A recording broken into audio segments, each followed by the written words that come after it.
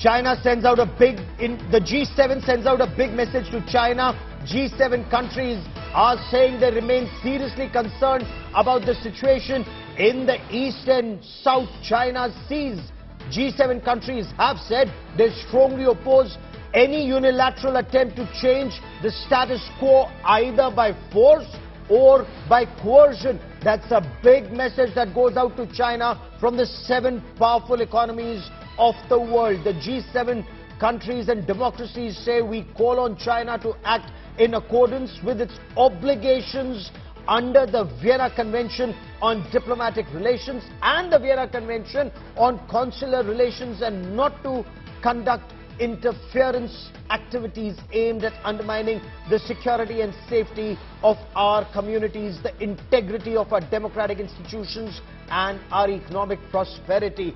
The G7 countries have also said we will keep voicing our concerns about human rights situation in China, including in Tibet and in the Xinjiang province, where forced labor is of major concern to us.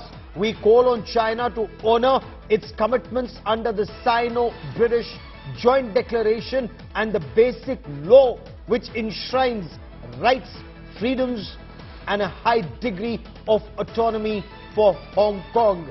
I once again want to cut across to India Today's Foreign Affairs editor Geeta Mohan for more on this. Geeta, should this be seen as virtually the right act being read out to China on what Chinese actions may be, not just in the East and South China Sea, but globally? Well, absolutely, to China and to Russia. Remember, at the G20 foreign ministers meeting, or for that matter, any meeting, we're not being able to find consensus, Gaurav, but the G7 over here, quite clear that they're going to support Russia till Russia, they're going to continue supporting Ukraine till Russia's illegal occupation and aggression continues. The second very important thing which President Biden also highlighted was supply chains directed completely at China, that unless and until there are 2 aspects to Chinese aggression. One is the economic aggression, and the reason why we see so many countries debt trapped, and that only can be resolved through resilient supply chains.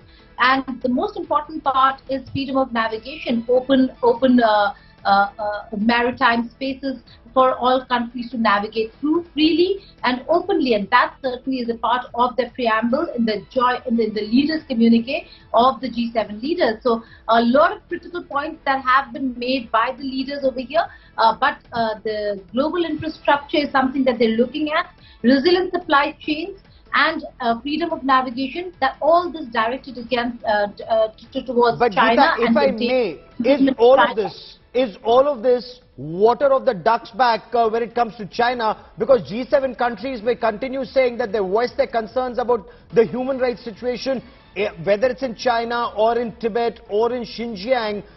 They continue to buy products manufactured in this region. Europe continues to do so. So is there a major difference in what they say and what they actually do on ground? Very important, Gaurav. Absolutely, there is a huge difference in what the leaders have said and how the countries are behaving, especially because of the Russia-Ukraine war.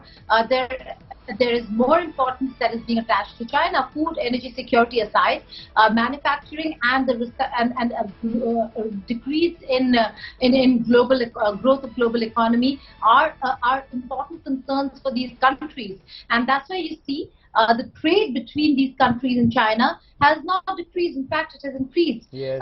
Post-COVID or even during COVID, if there was a country that actually took some action, I mean, even India, it has increased. But it was India. There were certain steps that were taken to sound out to China that it cannot be business as usual because of Galwan and the problems we continue to face at the border.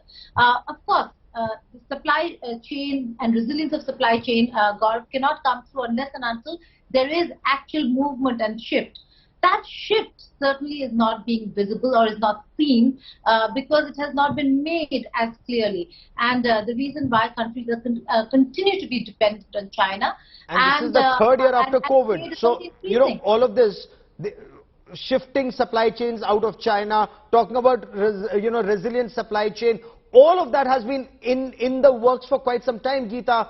Doesn't appear to be happening on ground, at least with the pace with which it should happen, that it sends a message across to China, because China seems to be as belligerent, if not more, Geeta. Absolutely. There are difficulties too, because post-COVID, the economies of various countries have suffered greatly. Any shift would mean investment. Any shift would mean shifting investments and manufacturing to various countries. There are only a few countries right now who have made a real effort to become an alternative to China. Vietnam is a splendid example, Gaurav, of how they have pitched to the West that if you want to, rather than looking at China, the same rates, the same policies, and you can come to Vietnam. We've seen a shift in Apple's policies with the shift to Vietnam. There are many other companies that are looking at Vietnam. India certainly is a huge, not just a huge market, but also a huge, can be a huge investment hub. But we are yet to see that really happen. A lot of conversations are taking place, Gaurav, and it's important to note that in all these conversations, there are conversations with regards to free trade agreement. Yes. A lot depends on how we move forward on the business front. There are impediments, there are hurdles. India is standing its ground on issues when it comes to the FTA, and so is the West. So negotiations have to be concluded for forward movement for India to become a real alternative to China.